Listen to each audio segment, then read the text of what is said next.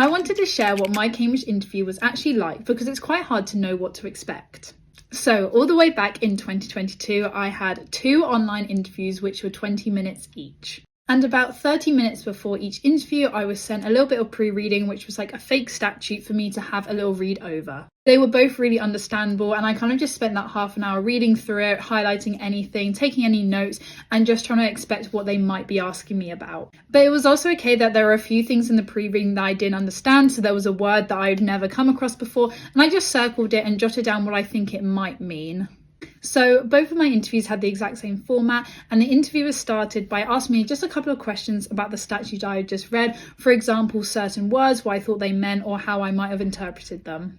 Most of this was honestly them just asking me to put the statute in my own words to check that I'd actually understood what I'd read, and then they could call me out on any things they weren't sure about or guide me in the right direction if I was a bit wrong.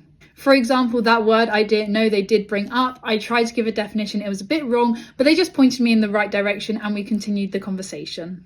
Once we had gone through the statute, they then pulled up a short scenario for me to read in the interview, and then I had to apply the statute to that scenario. I want to make very clear that all my interviewers were really nice. They were really friendly and encouraging, and it honestly did feel like more of a conversation than this big test. Also, in my interview, there were some things I wasn't sure about. I tried to ask really politely if they could rephrase questions in certain ways when I wasn't sure, but eventually at one point I did just have to say to them, I'm really sorry, I don't know what you're asking, and it was completely fine. Of course, afterwards, I still had those post-interview nerves, thinking that I had done really bad and it had gone terrible, but luckily that wasn't the case. But regardless of how I felt, it was still a really valuable experience. So if you get invited to interview, try not to worry too much. It's instead showing how you think and just having a conversation with these really cool professors. I had never done anything like it, but the 20 minutes flew past and they were over before I even knew it.